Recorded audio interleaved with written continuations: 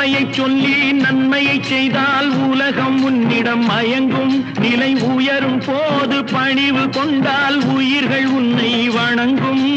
உண்மை என்பது அன்பாகும், பெரும் பணிவு என்பதும் பண்பாகும்.